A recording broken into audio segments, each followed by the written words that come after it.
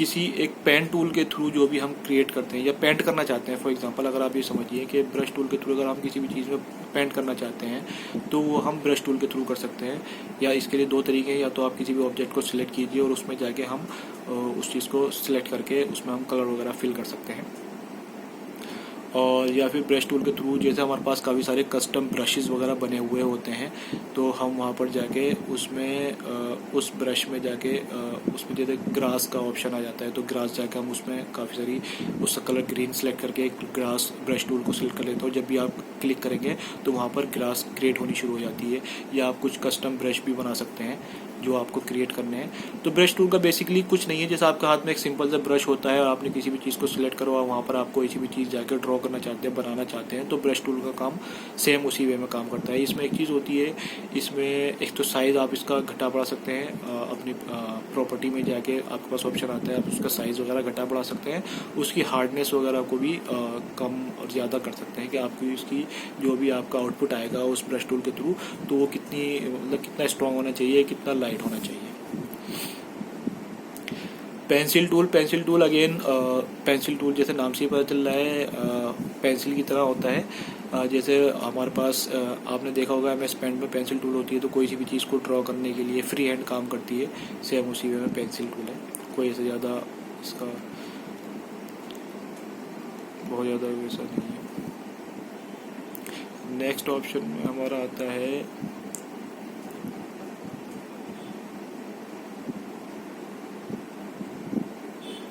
Clone stamp tool basically जैसे नाम से ही पता चलता है किसी भी चीज़ को क्लोन करने के लिए, ठीक है, आप किसी भी चीज़ को क्लोन करना चाहते हैं तो आप उस चीज़ को उसे पिक कीजिए और उसको ड्रॉ करना शुरू कर दीजिए। तो ये क्लोन टूल मतलब सिंपल है बहुत ज़्यादा, उससे आपकी क्लोनिंग वगैरह शुरू कर देता है। मेक श्योर कि जब भी आप क्लोनिंग करें तो आप जो भी आपने जिस चीज़ को भी आप क्लोन करना चाह रहे हैं तो उसको पहले उसकी हाइट विड्थ वगैरह डिफाइन कर लीजिए किस तरह से, अदरवाइज आपके साथ जब आप क्लोनिंग करेंगे तो उसके साथ साथ उसकी बैकग्राउंड को भी क्लोनिंग करनी शुरू कर देगा। तो थोड़ा सा ध्यान रखें कि कितनी दूरी के साथ हमें करना है और कितनी क्वांटिटी के साथ ही करना है, उसी हिसाब से उस चीज़ का पिकअप करके उसको क्लोनिंग वगैरह कर सकते हैं आप लोग। ठीक है, नेक्स्ट है इसमें इरेजर टूल बेसिकली नाम से ही क्लियर है, इरेज करने के लिए इरेज करना है। तो अगर आप किसी भी ऑब्जेक्ट को किसी भी आपके पास कोई सी भी चीज़ है, अगर आप उस चीज़ को इरेज करना चाहते हैं तो इरेजर टूल से लीजिए और आप उस चीज़ को इरेज कर सकते हैं। इसमें दो तरह की चीज़ें होती हैं, एक इरेजर टूल है, एक बैकग्राउंड इरेजर टूल है। बैकग्राउंड इरेजर टूल जैसे अगर किसी भी आपको फॉर एग्जांपल किसी का भी बैकग्राउंड अगर आपका वाइट है और आप चाहते हैं कि उसका कोई बैकग्राउंड ही ना हो, बिना किसी बैकग्राउंड का आपको चाहिए, तो आप बैकग्राउंड इरेजर टूल का इस्तेमाल कीजिए ताकि वो क्विकली आपके सारे बैकग्राउंड को रिमूव कर दे। और अगर आपको कोई स्पेसिफिक कोई ऑब्जेक्ट को रिमूव करना है तो आप वहाँ से जाके इरेज टूल को सिलेक्ट करके इरेज कर सकते हैं। मैजिक इरेजर टूल ये भी अगेन उसी तरह से ही काम करता है, बट मैजिक इरेजर टूल क्या काम करता है, कलर के हिसाब से कलर को पिक करके उसके हिसाब से काम करता है। जैसे मैजिक सिलेक्शन टूल था हमारा, उसी तरह से मैजिक इरेजर टूल है, ये कलर को पिक करता है और जब आपको कलर पिक कर देता है तो उन सबको रिमूव कर देता है। ग्रेडियंट टूल बेसिकली एक टूल है जिसमें कि हमारे पास कोई इमेज आती है तो हम उसमें ग्रेडियंट कर देते हैं, चाहे टॉप टू बॉटम हो जाता है या राइट टू लेफ्ट हो जाता है, जिसमें कि आप डार्क टू लाइट की तरफ मूव ऑन करते हैं तो एक ग्रेडियंट बनकर आता है। तो थोड़ा सा अच्छा लगता है, अच्छा दिखाई देने के लिए आपको अगेन आपके रिक्वायरमेंट के ऊपर है। तो अगर आपको कहीं पर ऐसा चाहिए कोई चीज़ जो आप डार्क से शुरू होकर लाइट की तरफ को जाना चाहते हैं तो उसके लिए आपको ग्रेडियंट टूल का इस्तेमाल कर सकते हैं। तो ये ग्रेडियंट टूल होता है हमारा। पेंट बकेट टूल ये हमारे पास जब भी अगर हमें किसी भी ऑब्जेक्ट में किसी भी चीज़ में जब भी हमें किसी चीज़ कलर को फिल करना है तो वो हमें पेंट बकेट टूल के लिए जाके हम उसमें जाके पिक करके उसे कर सकते हैं, कलर एड ऑन कर सकते हैं। मेक श्योर कि जब भी हम फॉर एग्जांपल हम लोग जैसे कि हमारे पास इसमें दो तरह के कलर होते हैं, एक तो फोरग्राउंड कलर होता है, एक बैकग्राउंड कलर होता है। फोरग्राउंड कलर जो हमारे पास ऊपर वाला कलर आपने देखा होगा कि एक बॉक्स टाइप का बनकर आता है, तो वो क्या दिखाता है कि ये इस तरह से इस शेप में दिखाएगा कि ये हमारे पास फोरग्राउंड कलर है, हमारे पास बैकग्राउंड कलर है। तो आपके पास फोटोशॉप ये ऑप्शन देता है कि आप एक साथ दो कलर को चूज़ कर सकते हैं। बार बार अगर आपके पास कोई दो कलर ऐसे जो आपको मोस्ट यूज़ होने वाले टूल है तो आप एक साथ यूज़ कर सकते हैं, रादर देन कि आप उन्हें बार बार किसी एक कलर को पिक करें और उसे करें। तो ये आपके पास थोड़ा सा मतलब टाइम सेविंग ऑप्शन है आपके लिए। तो आप जब भी कोई कलर फिल करेंगे इसके थ्रू तो बाय डिफ़ॉल्ट जो है वो आपका फोरग्राउंड कलर टूल यानी कि ऊपर वाला टूल जाएगा। जब भी आपको कोई चीज़ सेलेक्ट करनी है तो आप वहाँ से जाके फोरग्राउंड कलर के टूल में जाके उसको सिलेक्ट कीजिए और उसको पेंट बकेट टूल से वहाँ पे ऐड ऑन कर सकते हैं। नेक्स्ट टूल आता है हमारे पास ब्लर टूल। ब्लर टूल नाम से ही पता चल रहा है, बेसिकली अगर आपके पास कोई इमेज है, अगर आपके पास बहुत ज़्यादा शार्प है जो कि आपको थोड़ा सा चमका मतलब लग रहा है ऐसा कि जैसे वो बहुत ज़्यादा शार्प है, या अगर आपके पास कोई एक नॉर्मल इमेज है और आप उस चीज़ को हाईलाइट करना चाहते हैं, थोड़ा सेंसिटिव रखना चाहते हैं, तो वहाँ पे आप जाके ब्लर टूल का इस्तेमाल कर सकते हैं और उस चीज़ को ब्लर कर सकते हैं। फॉर एग्जांपल जैसे कहीं पे वीडियो में आपने देखा होगा कि या किसी इमेज में देखा होगा कि उसमें चेहरे को मेंशन नहीं करते हैं, तो वो वहाँ पर जाकर उसे ब्लर टूल का इस्तेमाल करके उसको डिम कर सकते हैं थोड़ा सा।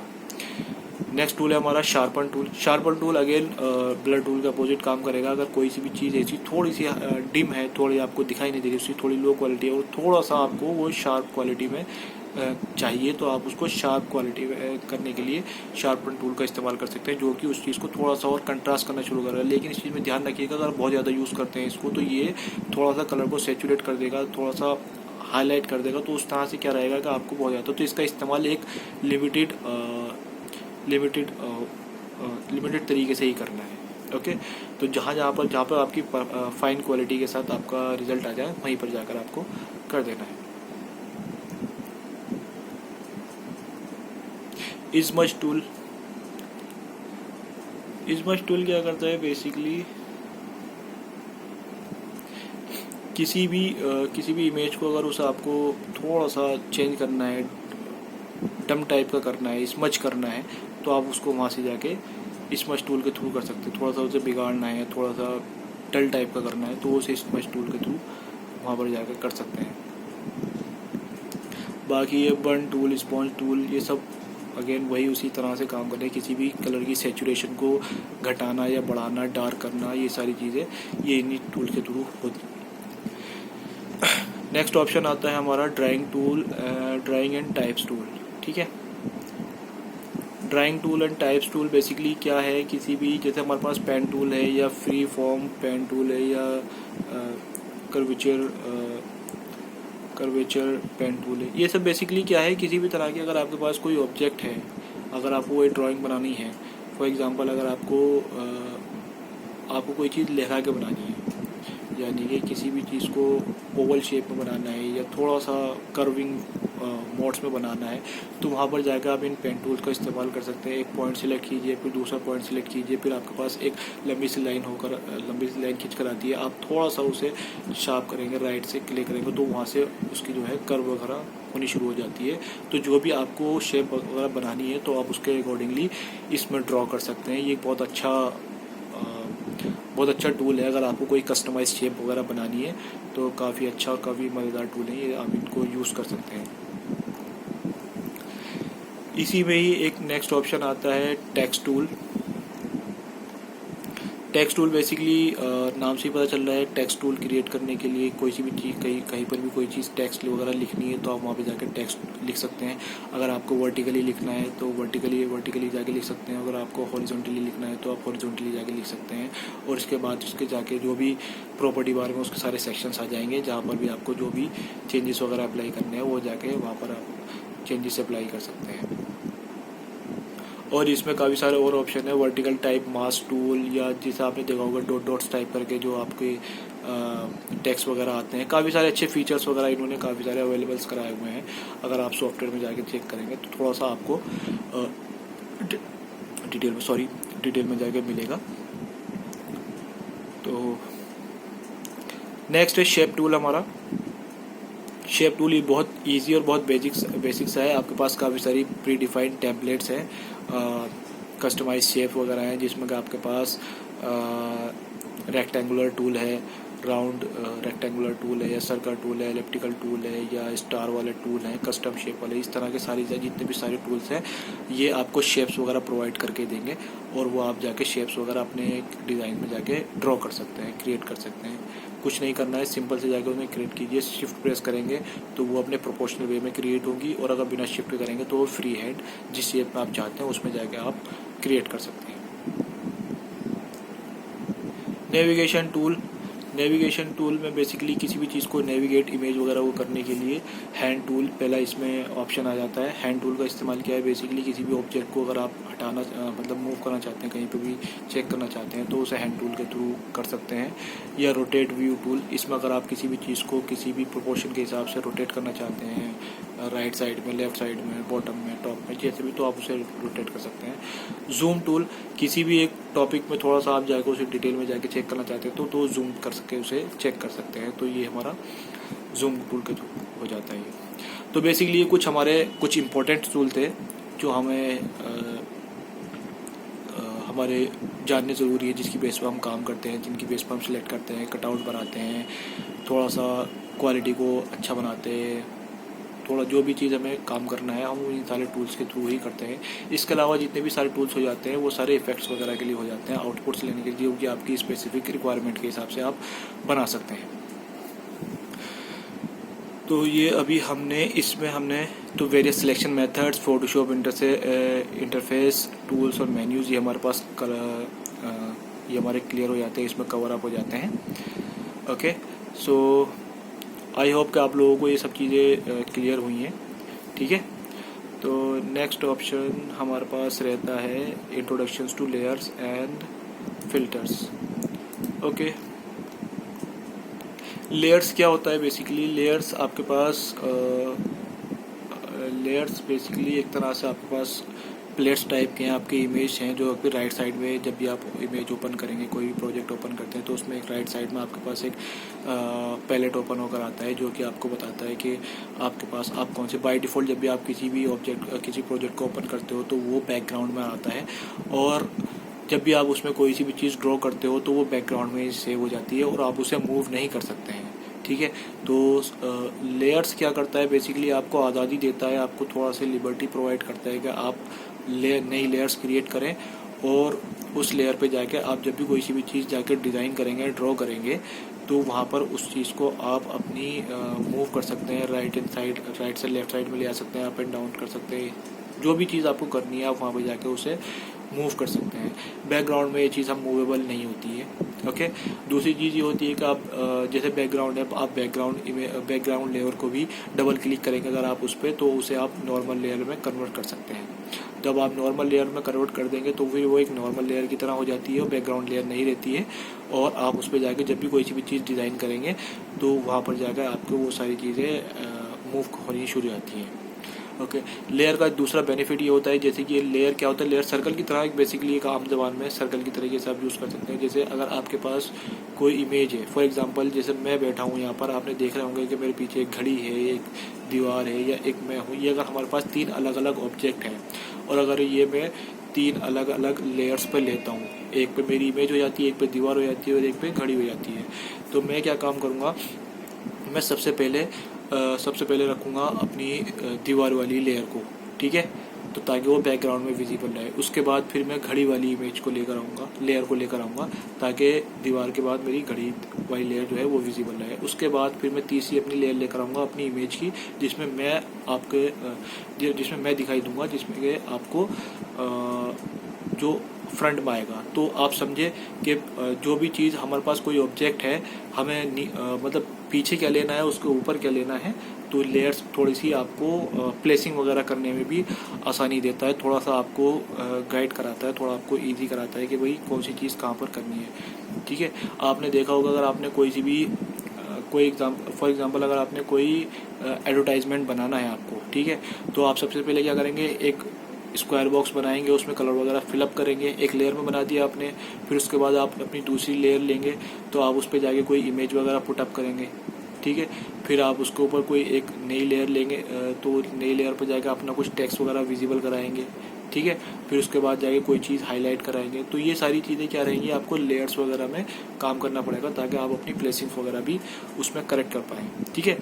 और लेयर्स पे काम करने का फ़ायदा ये भी होता है, अगर आप मल्टीपल लेयर्स में काम करेंगे और आपके पास बहुत सारे ऑब्जेक्ट्स हैं, तो आप बाकी सब लेयर्स को बंद कर सकते हैं। एक आइस का ऑप्शन बनकर आता है लेयर्स के पास ही, आप उस पर जाके अगर उस पर क्लिक करेंगे तो वो अगर विजिबल हो रही है, आई दिख रही है, तो इसका मतलब वो ऑब्जेक्ट आपको विजिबल हो रहा है। और अगर आप उस पर क्लिक करेंगे तो वो आइज हट जाएगी, इसका मतलब वो आपको ऑब्जेक्ट विजिबल होना बंद हो जाएगा। तो आप अपनी ईजिली आप अपने प्रोजेक्ट में जाके काम कर सकते हैं और अपनी जाके उन बिना किसी डिस्टर्बेंस के आप उस प्रोजेक्ट पे जाके सिलेक्ट कर सकते हैं, उस ऑब्जेक्ट पे जाके काम कर सकते हैं। तो ये बात काफ़ी ज़्यादा यूज़फुल, काफ़ी ज़्यादा इजी टू अंडरस्टैंड रहता है और काफ़ी फ़ायदेमंद भी रहता है, ठीक है। इसके अलावा किसी भी चीज़ को अगर आप ब्लॉक करना चाहते हैं, लॉक करना चाहते हैं, ठीक है, किसी का मूवमेंट बंद करना चाहते हैं, तो वहाँ पे काफ़ी सारे लॉक्स अवेलेबल है, जिसमें कि आप बैकग्राउंड को लॉक कर सकते हो, किसी ऑब्जेक्ट को लॉक कर सकते हो, किसी भी मतलब कुछ पूरी लेयर को ही ब्लॉक कर सकते हो, उसमें कोई एडिटिंग नहीं हो सकती है, तो ये सारी ब्लॉक कर सकते हो। या फिर किसी पूरी एक लेयर की अगर आपको किसी की उसकी ओपेसिटी वगैरह चेंज करनी है, उसका जो बैकग्राउंड है या उसका जो कलर आ रहा है, जो भी चीज़ आ रही है, उसकी ओपेसिटी वगैरह कम करनी है, तो आप उसे घटा बढ़ा सकते हैं उसमें, ठीक है। या फिर उसकी जो कंट्रास्ट है, आप उसका कंट्रास्ट भी जाके उसमें चेंज कर सकते हैं, लेयर्स का, पूरी लेयर्स का या किसी स्पेसिफिक लेयर्स का, ठीक है। जब मल्टीपल लेयर्स इकट्ठा होकर आएंगी, अगर आप एक लेयर पे जाके काम करेंगे, सारी चीज़ को क्रिएट करेंगे, लेकिन उसमें जाके अगर आप उसकी ओपेसिटी वगैरह को चेंज करेंगे तो बाय डिफ़ॉल्ट सब पे अप्लाई होगा। लेकिन अगर आप मल्टीपल लेयर्स आपने सिलेक्ट करी हुई हैं और किसी एक चीज़ पर अगर उसकी ओपेसिटी वगैरह चेंज करनी है, तो उसी लेयर पे जाके आप जाके चेंज कर सकते हो, जो कि बाकी सब पे इफेक्ट नहीं करेगा, सिर्फ उसी लेयर पे काम करेगा। तो ये एक लेयर का भी एक बहुत फ़ायदा होता है कि वो आपको थोड़ा सा लिबर्टी देता है कि आप किसी भी ऑब्जेक्ट को उसे सेपरेशन वे में जाके काम करके उसको एडिट कर सकते हैं और सिर्फ उसी पे ही चेंजेस अपने अप्लाई कर सकते हैं। या फिर आपके पास एक और ऑप्शन होता है लेयर्स में ही, जिसमें कि आप काफ़ी सारे ब्लेंडिंग मोड्स वगैरह जो है आप जाके उसमें चेंज कर सकते हैं, जिसमें कि थोड़ा हाईलाइट कर सकते हैं, थोड़ा इस बॉक्सेस वगैरह में जाके कर सकते हैं। काफ़ी सारे डिपेंड करता है आपकी रिक्वायरमेंट पर। तो ये चीज़ हम डिटेल में जाके जब हमारे पास हमारी क्लासेस वगैरह शुरू होंगी, थोड़ा सा प्रैक्टिकल वगैरह मैं बताऊंगा, तो और ज़्यादा बेहतर आपको समझ में आएगा।